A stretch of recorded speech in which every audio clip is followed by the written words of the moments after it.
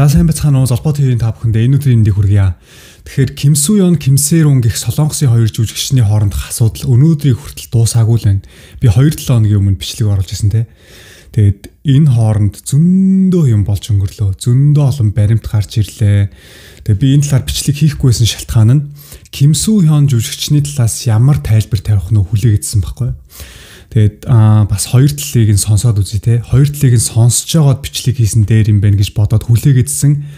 Ким Су-ён жүжигчний талаас тайлбар тавихгүй байж байгаад өчигдөр Ким Су-ён жүжигчин өөрийн биеэр гарч ирээд хэвлэл мэдээллийн хурал хийж Солонгосын ард иргэдэд өөрийнхөө байр суурийг илэрхийлсэн байгаа. Ким Су-ён жүжигчин хэвлэл мэдээллийн хурлаар юу гэж ярьсан би орчуулсан байгаа те удахгүй та бүхэндээ үзүүлнэ. Зөвхөн ерөнхийд нь товчлоод ярих юм бол өөрөө Ким Сэ-рун жүжигчинтэй насанд хүрсэн хойно нь үерхсэн. Бид хоёр тэгж 5-6 жил үерхээгүй. 1 жилийн хугацаанд л үерхсэн. Хоёрдугаар гэх юм бол салсан хойно Ким Сэ-рун жүжигчин асуудалд орсон шүү дээ. Тэр үед нь мөнгө төгрөг нэхэмжилж дарамтлаагүй. Энэ бас худлаа мэдээллээ. Гуравт нь гэх юм бол одоо энэ янз бүрийн баримтууд гарч ирээд байгаа шүү дээ. Мессеж, бичлэг, зураг. Тэгээ энэ бүгд бол худлаа. Янзлсан мессеж, зураг, бичлэг, худлаа мэдээлэл ард түмэн цацаж миний нэр хүндэд халдлаа. Миний карьер байхгүй боллоо. Тийм учраас би энэ хүмүүсийг шүүхэд өгч 1 тэрбум 200 сая вон нэхэмжилж байна. Ерөнхийдөө бол өөрийнхөө гомдолтой байгаа байр суурийг өчигдөр хэвлэл мэдээллийн хурлаар илэрхийлсэн. Үл яагаад өнөөдрийг хүртэл энэ хэрэг шийдэгдэхгүй? Нуршаад, сунжраад, Солонгос даяараа бөөн сенсац болоод өдөр болгон шахуу мэдээгэр нь гараад байгаа юм бэ. Би та бүхэндээ маш ойлгомжтой тайлбарлаж өгье.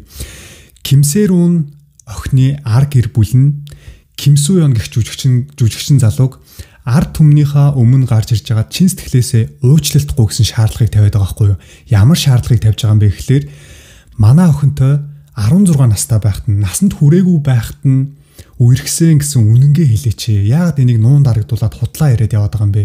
Хоёр дахь юм бол манай охин архиугаад өөрөө асуудал үүсгэсэн нь үнэ. Гэхдээ энэ асуудал үүссэн үед нь туслаагүй.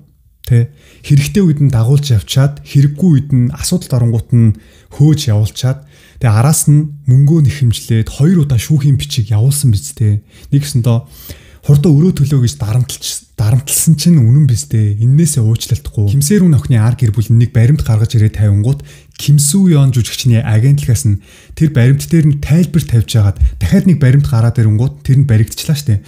Тэгэд энэ баримтууд дээр нь тайлбар тавиад өөрсдөө ороогдоод яваад байгаа байхгүй юу? Жишээлбэл Ким Сэ-рун охин Ким Су-ён жүжигчинтэй авахулсан зургаа сторид оруулсан штэ. Тэр үед хамгийн анх энэ Ким Су-ёны жүжигчний агентлагаас нь ямар тайлбар тавьсан бэ гэхлээр энэ хоёр үерхэж байгаагүй зүгээр л бие бинийгаа таньдаг ийм танилуд байсан юм а гэсэн тайлбарыг тавьсан. Тэгсэн дахиад нэг баримт гаргаад тавьсан чинь үерхчихсэн нь үнэ. Гэхдээ насанд хүрсэн хойно нь үерхсэн гэсэн тайлбарыг тавьсан. За тэгээд дахиад нэг баримт гаргаад тавьсан чинь ээж аавтаа ар гэр бүлтэй нь уулзмаар байна. Гэхдээ гэрийнх нь хүлээж аваагүй. Бид нар чамтаа уулзахгүй зүгээр л ард иргэдийн өмнө гарч яагаад чин сэтгэлээсээ уучлалтгүй гэсэн шаардлагыг тавиад байгаа байхгүй. 2024 оны 3 сарын 15-нд Ким Су-ён жүжигчний агентлагаас Ким Сэ-рун охин руу шүүхийн бичиг явуулсан байгаа. Нэюн Чинмёнсо. Энэ Нэюн Чинмёнсо гэдэг нь юу юм бэ гэхлээр би жишээлбэл нэг хүнээс мөнгө зээлчлээ гэж бодъё л доо. Гэхдээ би тэр мөнгийг нь төлж чадахгүй байлаа. Тэгээ надад мөнгө зээлсэн хүн над руу залгаад чи мөнгө өгөлдөө гэд байн залгаад иж болно шүү дээ. Гэхдээ надад үнэхээр төлөх чадвар байхгүй нэ. Уучлаарай би төлж чадахгүй байх, ингэж чадахгүй, тэгж чадахгүй гэх юм бол надад мөнгө зээлсэн хүн өмгөөлөгч худалдаж авч байгаа намайг шүүхэд өгч ин гэсэн үг байхгүй. Тэгэхээр өмгөөлөгч нь надад мөнгө зээлсэн хүний бүх тэр ажлыг нь хариуцж аваад одоо нэгсэндээ надтай холбогдож ярьж эхлэн гэсэн үг. Та яагаад энэ хүний мөнгийг өгөхгүй байгаа юм бэ?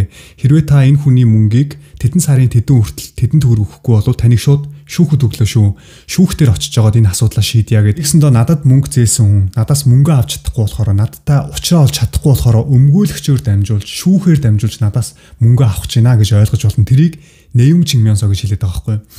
Тэгэд 2024 оны 3 сарын 15-нд Ким Сэ-рун охин руу Нэюн Чинмёнсо өмгөөлөгч нь явуулсан байгаа. 2022 оны 11 сарын 22-ноос 2023 оны 12 сарын 31-ний хүртэл 686 сая вон төлөө. Та хэрвээ энэ мөнгийг төлөхгүй бол хугацаанд нь төлөхгүй бол танд эрүүгийн хэрэг үүсгэж таныг шүүхэд өгье шүү гэсэн энэ Нэюн Чинмёнсо бичгийг 2024 оны 3 сарын 15-нд Ким Сэ-рун охин руу явуулсан байгаа байхгүй юу. Тэгэд энэ Нэюн Чинмёнсог Ким Сэ-рун охин аваад Ким Су-ён руу мессеж бичсэн байгаа штэ. Аха та яагаад над руу ийм нэвэн чимээс явуулж байгаа юм бэ? Надад та цаг хугацаа өгнө гэж хэлээ үстэй. Би үнэхээр уйггүй ажиллаж байна, мөнгө олох гэж хичээж байна. Би энэ мөнгийг өгөхгүй гэж хэлээгүй штэ. Энэ мөнгийг яаж хийж байгаа төлнөө? Ингээд шүүхээр хүртэл явах шаардлага байсан юм уу? Намайг авраач би танаас гуйж ийн гэсэн мессежийг Ким Су Ён руу явуулсан. Одоо та бүхэн маш анхааралтай сонсож байгаа нь 2024 оны 3 сарын 19-нд Ким Сэ рүү охин Ким Су Ён руу "Упа намайг авраач" гэсэн мессежийг явуулсан шүү дээ. Та яагаад надад шүүхийн бичиг явуулж байгаа юм бэ? Би айж байна. Над руу холбогдооч гэгээд бүр дүүгийнхаа утсаар нь дамжуулж агаад мессеж явуулсан. Энэ мессежийг нь авчаад холбогдохгүй байсан учраас 3 сарын 24-нд Ким Сэ рүү охин Ким Су Ёнтой ахуулсан зураг стори хийсэн байгаа байхгүй юу?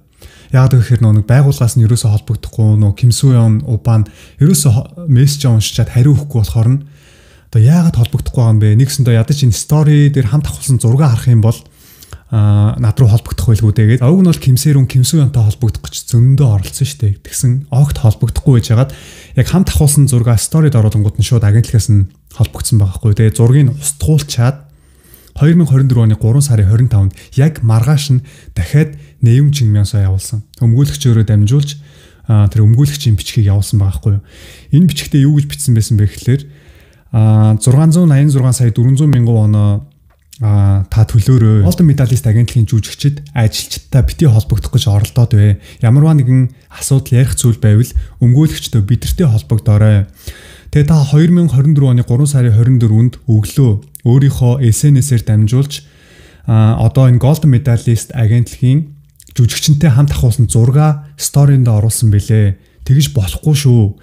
Тэр жүжигчин одоо кино, драм тоглож байгаа учраас энэ бол маш том асуудал үүснэ. Хэрвээ энэ зурагнаас болоод ямарваа нэгэн асуудал үүсэх юм бол бүр том хэрэг танд тохогдсон шүү. Тэгвэл нөгөө талын байр суурь нь Ким Су Ён өчтөр хэвлэл мэдээллийн хурлаар энэ дээр тайлбар тавьсан шүү дээ. Огт дарамтлаагүй. Яаж нотлох юм бэ гэсэн Ким Су Ёны агентлагаас Ким Сэ рүүний сүүлд орсон агентлаг хоёр хоорондоо хувцаар ирсэн байгаа.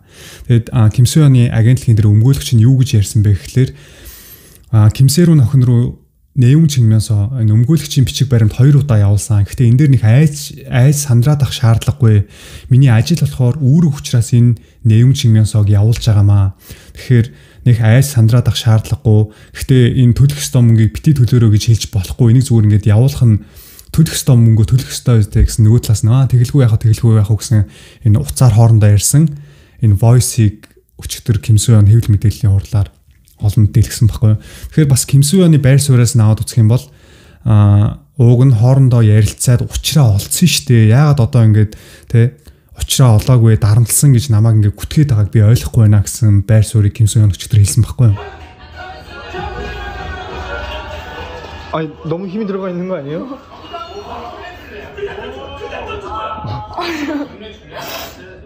신서영이 안 한다고 승기 잊어먹은 거야, 형? 승기 몰랐어? 와, 이거 대박이야. 해봤어? 안 해봤지? 내가 봤을 때 이거 배에 하면 죽어. 그 고양이 등에 테이프 붙은 느낌이야. 오. 와, 이거 한다고 가사를? 그러면 우리 팀 하나, 그러나 둘. 라면에서 그거 트리트. 어떡해? 나 찍어. Би 2-7 хоногийн өмнө энэ хэргийн талаар бичлэг оруулсан шүү дээ. Тэгээ 2-7 хоногийн хугацаанд зөндөө олон баримтуудыг Ким Сэ рүү охины ар гэр бүл нь олон дэлгэж тавьсан байна. Тэр баримтуудыг нь та бүхэнтэйгээ хуваалцъя л да.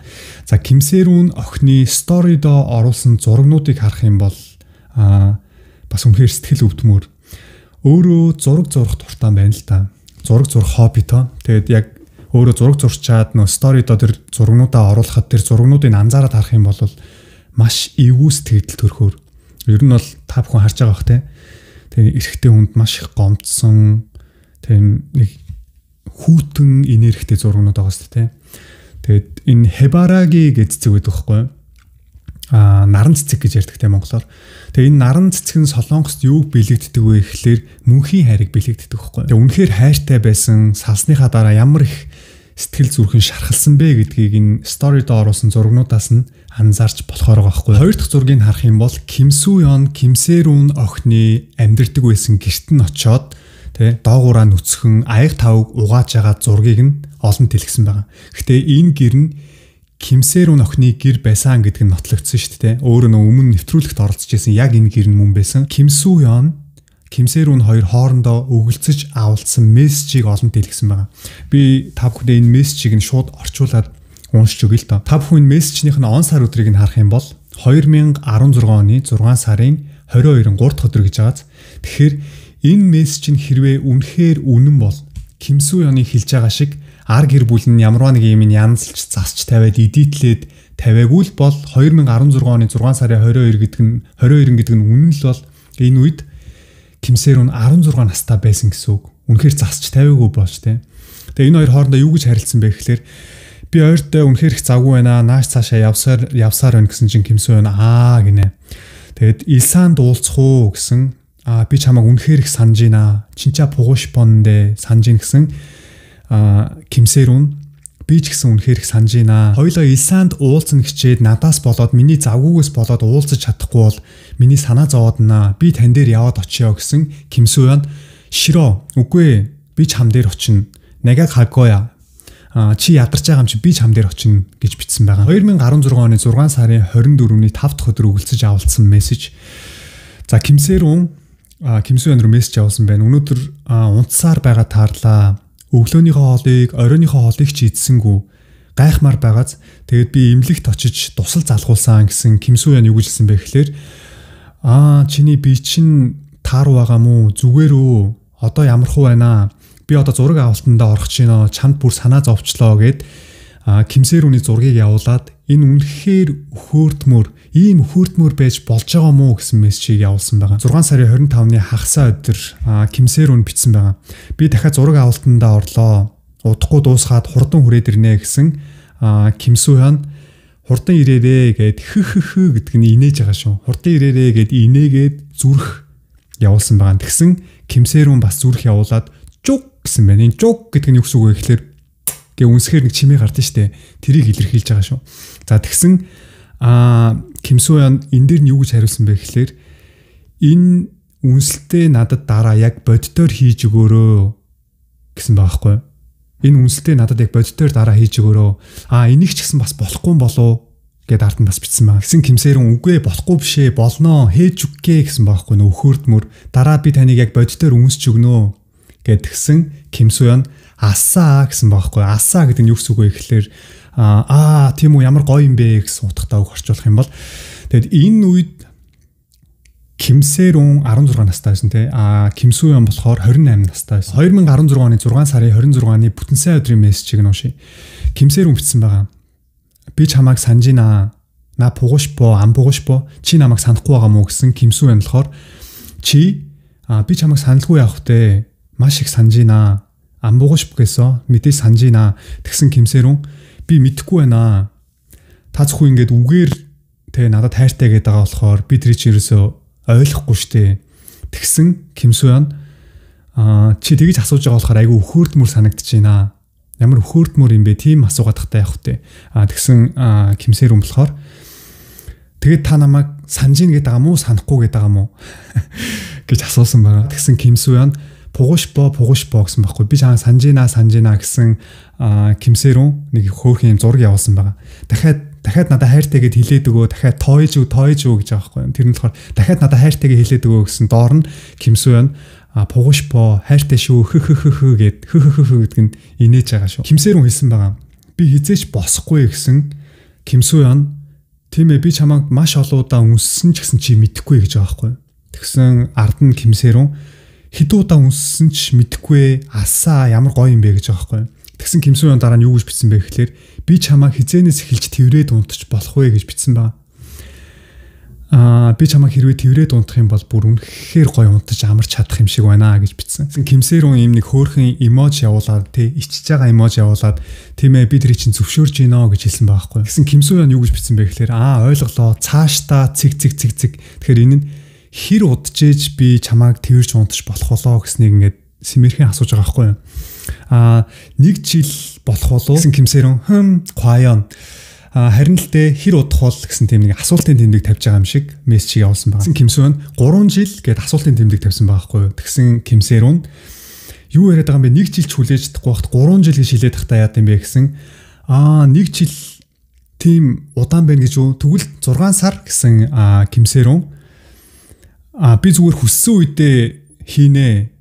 Тийм юм байхгүй, тийм цаг хугацаа гэсэн юм байхгүй гэдэг нэг юм эможи явуулсан байхгүй. Иймэрхүү мессежүүд бол зөндөө байгаа юм шиг үлээ. Гэхдээ яг олон дэлгэж тавьсан л энэ мессежүүд байхгүй юу. Тэгээ цааш ч гэсэн дэлгэх мессежүүд зөндөө байна гэдээ ар гэр бүл нь хэлээд байгаа шүү дээ. Харин Ким Су-ёны байр суурь нь болохоор өчтөр хэвлэл мэдээллийн хурлаар юу гэж хэлсэн бэ гэхээр энэ бүгд он сар өдрүүдийн худлаа бичээ засаа тавиад байна. Би 2016 оны 6 сард ийм мессеж өгүүлсэж авалцаагүй бит хоёр. Он сар нь худлаа байна гэсэн байр суурийг илэрхийлсэн. Хэрвээ энэ он сар өдөр нь үнэн бол Ким Сэрун 16 настай байсан. Ким Су-ён 28 настай байсан. Яг энэ мессежүүдийг дэлгэж тавьсан бичлэгийн доор зарим хүмүүс нь юу гэж бичсэн байсан бэ гэхээр энэ угаасаа бүр ингээд жоох хүүхдүүд газлайтинг хийгээ сурцсан байна. Ийм насан туршаагүй дөнгөж 15 16 хүрж байгаа юм жоох хүүхдүүдийг шууд унтын хөвтий тэгж хилүүлээ. Тэр чинь шууд хүү ямар амар юм бэ гэдээ айгаа цухтаач нь гэдгийг мэдчихэж байгаа учраас багаар ихлээд үнсээ би чамайг тэрвэрч болох уу?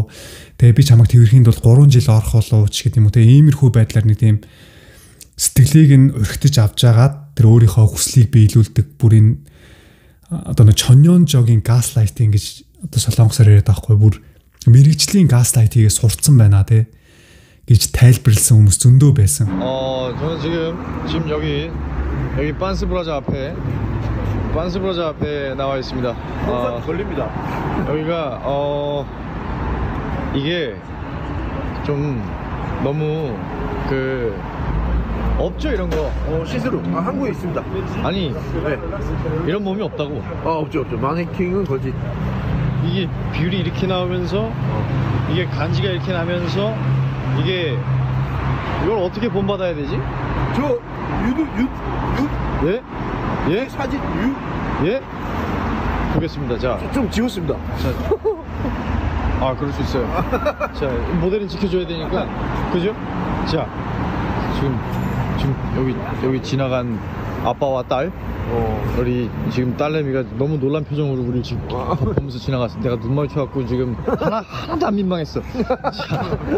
자, Тэгвэл яг одоо 2024 оны 3 сарын 18-наас ахуулаад Ким Сэрун найзтайгаа өгөлцөж авалцсан мессежийг нь та бүхэндээ уншиж өгье л доо. Энэ болохоор бүх юм болоод дууссаны дараа найзтайгаа өгөлцөж авалцсан мессеж шүү. Нэг архиугаад машин барьж явж байгаад асуудалд ороо. Тэгээд нэг Ким Су-ён руу залгасан утсаа авахгүй. Тэгээд шүүхийн шийдвэрийн бичиг энэ төр ирээд маш их стрессцсэн байсан үедээ найзтайгаа харилцсан мессеж гэж ойлгож болно. Найз нь Ким Сэрун руу мессеж бичсэн байгаа. Яасан бэ? Юу болсон бэ? Ямар нэгэн асуудал болсон юм уу? Чи хоолоо сайн идчихэж байгаа биз дээ. Бити муухай юм бодоорой. Чи залуухан байгаа болохоор чамд хийж чадах ажлууд гэж зөндөө байгаа. Чи одоо ажилд ороо цааш чиний ингээд ирээдүйд чинь бүр илүү гоё зүйлүүд хүлээж байгаа шүү. Тэгээ тухайн үед яг Ким Сэрун амиа орлого хийх гэдэг нэг сонирн болоод байсан юм шиг байна. Тэгээ найз нь мессеж бичсэн байна шүү дээ. 2024 оны 3 сарын 24-нд бүтэн сайн өдөр Ким Сэрун найз руугаа дахиад мессеж бичсэн байгаа. Би саяхан амиа орлогоос хамгаалдаг төв рүү залгасан. Часаал пангжи. Одоо жишээлбэл яг амиа орлох тийм сэтгэл төрөөл маш хэцүү байгаа үедээ уцаар ярьдаг тийм газар байдаг хгүй Солонгос. Тэгээд уцаар яриад надад амар хэцүү байна. Тэр газраас нь зөвлөгөө өгдөг. Та тэгэж болохгүй шүү. Би тантай очиж уулзъя гэд тийм газар байдгийн. Тэгсэн найз нь юу гэж хариулсан бэ гэхээр чи сайн юм хийсэн байна. Юу гэд нөө уйлж байгаа эможи явуулаад зүгээр өстэй. Тэгсэн Ким Сэрун юу гэсэн бэ гэхээр би яг үхмээр байна. Би яг чүгэлгөө би яг үхэх гэж байгаа юм шиг тийм мэдрэмжийг авч байна. Надад үнэхээр хэцүү байна. Яагаад намайг хараагаад байгаа юм бэ? Би юу буруу хийсэн юм бэ? Яагаад надаас салж байгаа юм? Би юу тэгж буруу хийсэн болоод надаас салж байгаа юм? Тэгсэн найз нь юу гэсэн бэ гэхээр хүмүүс мэдэхгүй байгаа болохоор тэгж байгаа маа. Чи битгий санаа зовоо. Зүгээр наадхаа хайчих гэсэн Ким Сэрун намайг дарамтлсан үнэн. Тийм учраас би сторидо зураг оруулсан юм аа. Тэгээд бит хоёрын үргэлсэн гэдэг үнэн штэ. Би худлаа яриаггүй үстэй. Маргааш нь 3 сарын 25-ны 1 дэх өдөр Ким Сэрун найз руугаа дахиад мессеж бичсэн байгаа. Ким Су-ёны агентлагаас над руу явуулсан тэр шүүхийн бичгээ буцааж авна гэд над руу холбогдлоо гэсэн найз нь тийм үү ашгүй дээ гэсэн байна. Надад үнэхээр тэгтээ хэцүү байна. Миний сэтгэл дотор байгаа энэ гомдол ерөөсөө тайлагдахгүй байна.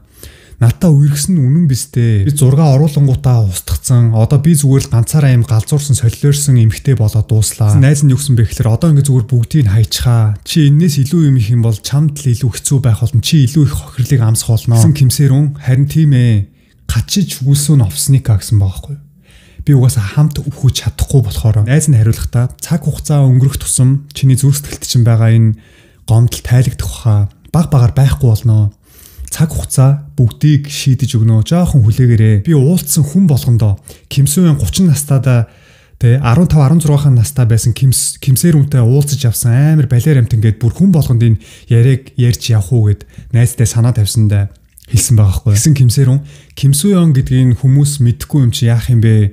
Зүгээр л чимээгүй байсан дээр хоо тагчигүйсэ гэдэг. Зүгээр л амаа хамхаа байжсэн дээр хоо бид нар тэгсэн найз нь за ойлголоо. Ямар ч тач 700 сая вон чинь тэ авахгүй гэсэн бол чимээгүй хэсэгтэй байсан дээр хаа гэж байгаа хгүй. Тэгсэн Кимсэрүүн үгүй 700 сая вон надаас авахгүй гээгүй. Зүгээр шүүхэд өгөх хугацаагаа хойшлуулж байгаа маа. 700 сая вон аавна гэдэг нь бол тэр чигээрээ хിവэрэ байгаа маа гэсэн найз нь бүр гайхаад 700 сая вон чамааг өг гэж байгаа мó? Шүүхэд өгнө гэж байгаа мó? Хөөх ямар амар юм бэ? Мичин номдор аниа гэж байгаа байхгүй. Галзуурцсан бүр юм солиорцсон хүмүүс биш юм уу? Гэсэн Кимсэрүүн харин тийм ээ цэг гэ явуулсан. Найз нь юу гэсэн бэ гэхлээр чиний угаасаа амьдрал чинь хэцүү байгааг мэдж байгаа. Тийм учраас зүгээр бүх үннээ хэлчихвэл яа гэм бэ хүмүүс. Надтай холбогдохгүй байсан учраас би маш их айгаад яах учраа олохгүй тэр зургийг сторид оруулсан юмаа гэд үнэнгээ хэлчихвэл яа гэм бэ гэд найз нь санал болгосон. Кимсэрүүн юу гэж хариулсан бэ гэхлээр чүггүй шипэм гэсэн байгаа байхгүй. Зүгээр л өхмээр байна гэж хариулсан байгаа. Тэгээ найз нь жоохон төвчээ. Хизээ нэгэн цагт энэ хэрэг бүгд илчлэгдэх болно. Тэр өдөр хизээ нэгэн цагт ирнэ гэсэн хариу өгсөн. 2024 оны 4 сарын 3-ны 3 дахь өдөр найзтайгаа уулзаж авалцсан мессеж энэ өдөр Кимсэрүүн амиа хорлох оролдлого хийсэн байгаа. Тэгээ найз нь мессеж авсан байгаа санаа зовоод чи яасан гайгүй юу? Эмчилгээ чинь зүгээр өстэй. Тэгсэн Кимсэрүүн 6 явуулсан найзтай. Тэгээд ямар хөөрхөн юм бэ? Толгой чи эргэж гин гэдсэн гайгүй юу? Өчигдөр зөндөө их цус алдсан байсан учраас цус төлжүүлэгч их уугаарай гэсэн байгаа. Тэгсэн Кимсэрүүн ойлголоо харин тэгнэ. Тэгэд нэрээ цэнэглэгчээ авч яваарай гэд гэ инээсэн байгаа хгүй. Энэ болохоор инстагаар таньдаг эрэгтэй дүүтэйгээ харилцсан мессеж. За Кимсэрүүн энэ дүүрүүгээ мессеж бичсэн байгаа. Инстаг хардаа гэсэн. Окей би харчаад ирээгээд хүүе юу вэ? Энэ юу юм бэ? Яагаад таныг шүүхэд өгж байгаа юм бэ? Энд чи галзуурсан юм шүү. Би бүр гайхчлаа. Кимсэрүүн харин тийм ээ X найз залуу компани байгуулна гэхээр нь хамт явж очсон. Тэгээд би хэрэгтэй хүүхд орооцолсон, надад мөнгө зээлсэн. Тэгээ ууг нь бол гэрээгээ жил болгон сунгаад явна гэсэн байсан. Гэтэл би хэрэгтэй хүүхд орооцолсны дараа ерөөсөө холбоо барихаа болсон, холбоогоо талсан. Миний уцыг ерөөсөө авахаа болсон. Холбогдох боломжгүй байсан учраас гэрээгээ үргэлжлүүлж чадаагүй. Тэгээд намайг энэ сар хүртэл 700 сая вон хэрвээ өгөхгүй болвол намайг шүүхэд өгнө гинэ. Тэгсэн энэ дүүн гайхаад асууж байгаа байхгүй. Юу гинэ 700 сая воноо гэсэн. Харин тийм ээ намайг дарамтлаад байна. Тэгээ энэ бүгдийг манай X найз залуу мэдж байгаа болов уу үгүй болов би тэрийг сайн мэдэхгүй байна гэсэн дүүн юу нохоо шиг юм яриад байгаа юм бэ гэд бүр хараал хэлсэн байгаа. Ямар сони юм бэ? Холбооч барихгүй ээж. Ядаж холбоо барьж болдгүй юм уу? Холбооч барихгүй ээж яаж ингэж чадчихэйна? Тэгсэн Кимсэрүүн юу гэж хариулсан бэ гэхлээр харин тийм ээ зүгээр л намайг амиа хорлох гэж байгаа юм шиг байна. Гэсэн энэ дүүн 70 сая вон биш 700 сая воныг яаж ийм их мөнгийг төлөх юм бэ? Тэгээд та өмнөх найз залуутайгаа холбогдох гэж үзсэн юм уу? Танд хариу ирсэн юм уу? Кимсэрүүн хариулахдаа надад ерөөсөө хариу ирээгүй. Энэ хүмүүс гэрээгээ хүртэл зөрчиж байгаа. Анх гэрээ ихтэй 7-3 харьцаатай гэрээ хийсэн. Ямарваа нэгэн асуудал үүсэх юм бол 30%-ийг нь байгууллагаас хариуцах ёстой гэсэн гэрээг хийсэн боловч одоо 100% намайг бүх хариуцлагыг үүргэж байна. Наантай сагич шингоо гэж байгаа байхгүй. Энэ юу гэсэн үг вэ гэхээр намайг зүгээр лойрт за намайг зүгээр ашигласан гэсэн утгаар мессеж явуулсан байгаа. Тэгсэн дүүн болохоор араас нь ингээ бөө хараал бичсэн. Энэ бүр арай ихтэрнэ. Хэрвээ энэ үнэхээр үнэн боловстаад чи үхэн би үхэн гэж үзэх хэрэгтэй. Кимсэрүүн хариулахдаа кясрэги сакидр гэсэн байгаа байхгүй. Энэ юу гэсэн үг вэ гэхээр хог новшнууд өөдгөө нохон гөлгнүүд гэж хариулсан байгаа байхгүй. Уцаач авахгүй хин ч уцаа авахгүй. Дүүн бас энэ дэр баахан хараал бичээд нэр арай л хитэрч байна. Яаж ингэж чадчихэйна? 700 сая воныг яаж нэг сарын дотор төлөх юм бэ? Би уг нь тэр какао тогны юу гэж бичсэн байсныг харсан. Цаг хугацаа зөндөө өгнө гэж танд хэлсэн биз дээ.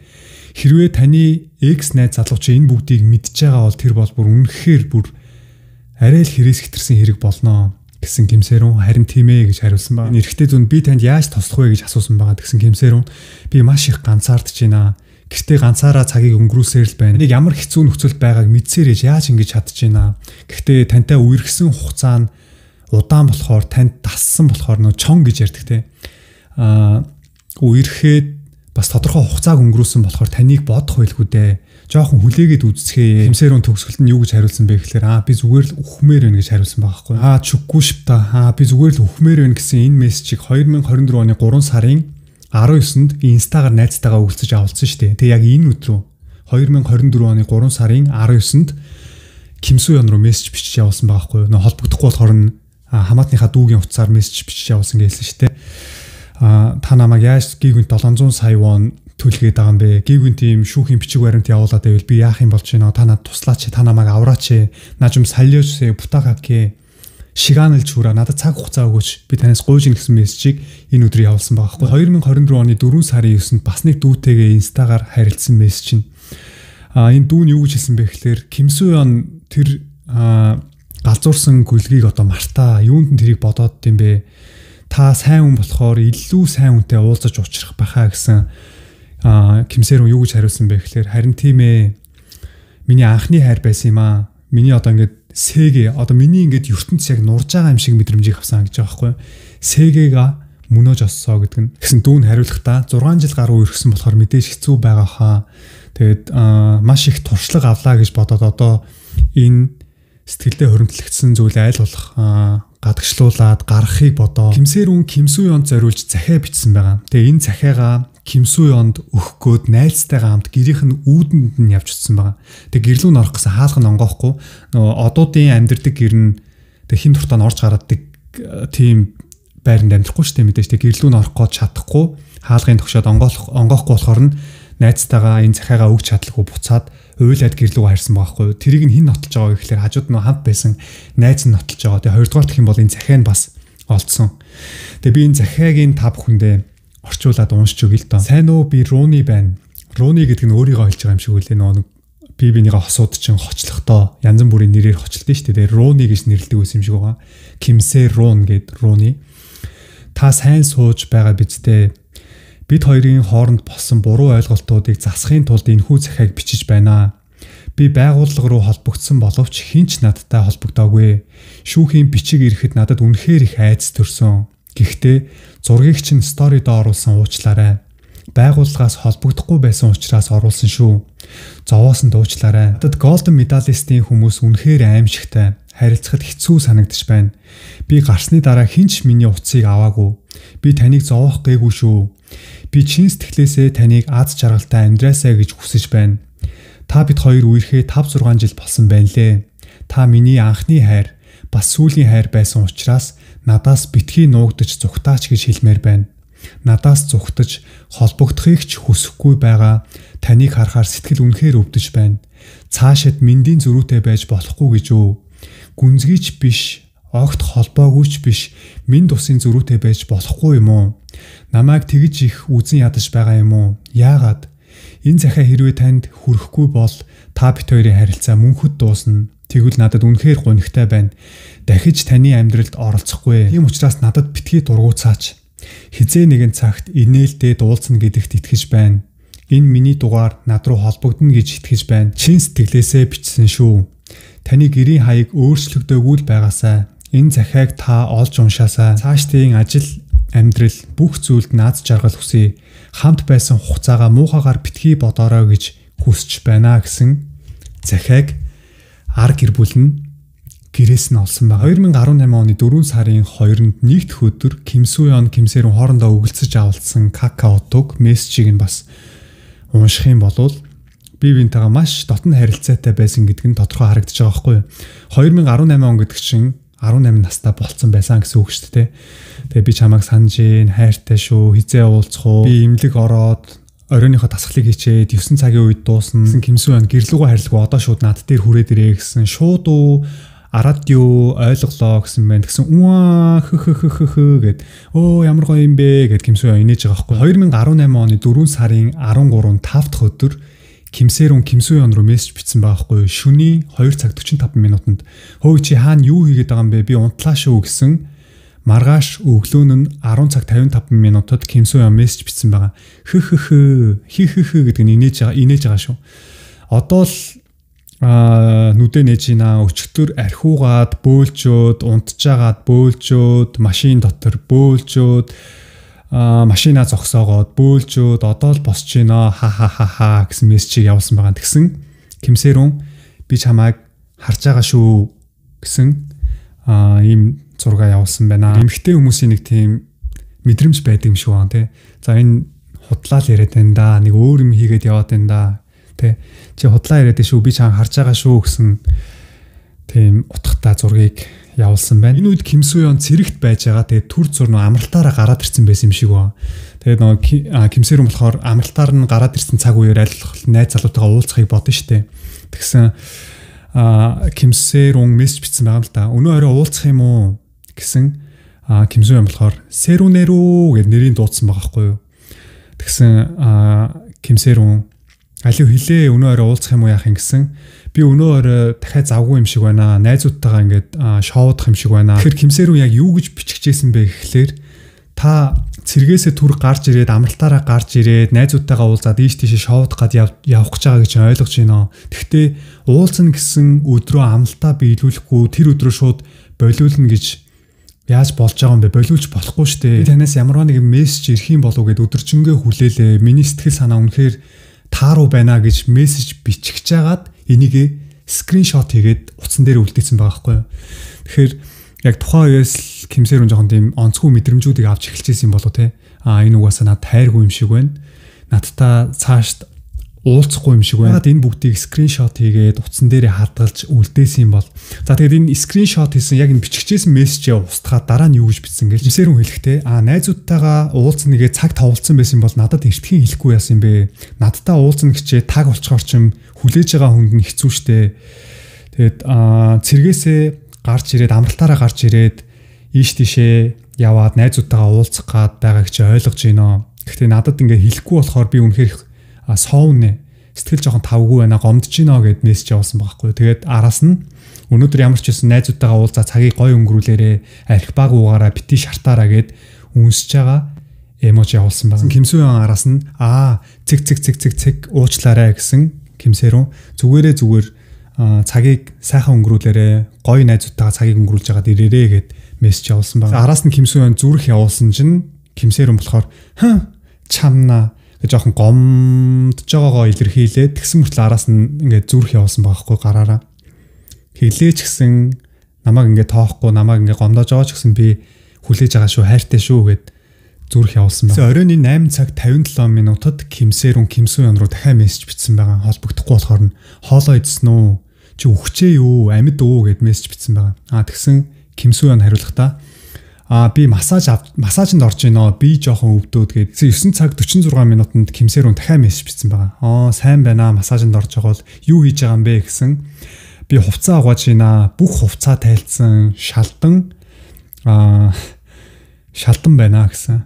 Тэгсэн ингээ хоорондоо жоохон инээлдээд тийм үү би кино үзэж байна гэдэг. 2018 оны 4 сарын 16-ны 1 дэх өдөр Кимсэрун руу мессеж бичсэн байгаа. Би ингээд буцаад цэрэхтэй орохоор боллоо. Амралтаараа гарч ирээд олигтой уулзч чадсангүй нааш цаашаа завгүй явсаар байгаа таарлаа. Кимсэрун Сэрунэрүү гэж дууддаг байсан байлээ. Тэгээ Сэрунэрүү намайг уучлаарай. Тэгээ би машиндаа суугаа явж гинэ. Би цэргийнхаа ангид ороод өөртөө ч холбогдноо над руу холбогдороо гэсэн энэ Кимсэрун жоохон тийм гомдсон байгаа байхгүй юу. Ойлголоо очиод ямарчсан бие бодорой болгоомжтой байгаарай fighting хажаа гэсэн байгаа. Тэгээ араас нь эможи явуулахдаа ингээд гомдсон байгаагаа л илэрхийлсэн юм шиг байгаа. Тэгсэн Кимсуён ойлголоо тэр ард нь гэдгийг инээж байгаа шүү. Гэдэг нь юу гэсэн ч юм бас. Чи ч гэсэн болгоомжтой байгаарай гэд цэг тавьж явуулсан байна. Тэгвэл Кимсэрун охины ар гэр бүл нь ямар баримтууд гаргаж тавьсан би та бүхэндээ нэгнгүү бүгдийг нь үзүүллээ. Тэгвэл Кимсуён өчигдөр өөрийн биеэр гарч ирж хэвлэл мэдээллийн хурал хийсэн. Энэ хэвлэл мэдээллийн хурлаараа ард иргэдтэй юу гэж тайлбар тавьсан, ямар тайлбар тавьсан бүгдээр хамт үздэцгээе. Уучлаарай. Надаас болж маш олон хүмүүс зовж шаналж байна. Талигаач мөн адил амар тайван нойрсож чадахгүй байгаа болохоор маш их харамсаж байна. Би өөрийгөө аимхаа хулчгар гэж бодож байна. Би үргэлж өөрт байгаа зүйлээ хамгаалах гэж амьдарч иржээ. Би юу алдах бол, яах бол, ийх бол гэж айж зүгцаар явлаа. Тиймээс энэ хэвлэл мэдээллийн хурал хийх хүртэл маш урт хугацаа боллоо. Анхнаасаа гарч ирээд бүх үннээ хэлчихсэн бол яах байсан бол гэж бодож суун. Тэгсэн бол намайг шүтэн бишрэгчэд, манай агентлагийн ажилчид бүгд ингэж их зовхгүй байсан болов. Гэхдээ энэ хэвлэл мэдээллийн хурдлаар бүх үннийг хэлье. Талигаачтай насанд хүрээгүй байхад үерхсэн гэх мэдээлэл бол худлаа. Түүнчлэн өрөө төлгөж дарамтлсан гэх мэдээлэлч худлаа. Кино жүжигчин гэх мэрэгжлээ тооцвол би жирийн л нэг хосууд байсан. Би биедээ сайн болоод уулзсан боловч цаг хугацаа өнгөрч хоёр тишээ болсон. Салснаасаа хойш бид хоёр огт уулзхаа болцгоосон. Бусад хосуудтай адилхан салсан хойноо холбоотой байх боломжгүй. Аль аль талдаа болгоомжлсон. Аль аль нь олон танигдсан байсан учраас тэр надтай нэг entertainment-д ажилладаг байсан болохоор бүр илүү холбогдох хүнд байсан. Тэр архиуж машин барьсан хэрэгт орох үед ч ялгаагүй холбогдох боломжгүй байсан. Түүний ар гэр бүл нь YouTube суугаар дамжуулж архиусан асуудалд орсны дараа надаас болж үнэхээр хэцүү байсан гэсэн мэдээллийг цацсан. Гэхдээ тэр үед тэр өөр хүнтэй үерхэж байсан гэж би сонссон. Тийм ч учраас би түүнтэй холбогдно гэдэг тийм амар байгаагүй. Нэгэнт салаад тус тусдын амьдралаа хөөгөөд явж байсан хүмүүс болохоор юу гэж хэлэхээ би мэдээгүй. Би өөрийгөө өмөрч байгаа мэт сонсогдож магадгүй. Хүмүүс юу гэж ярина, тоохгүй өнгөрүүлээ гэж бодсон ч үе байсан. Би үргэлж бусдаас маш их хайр авдаг байсан.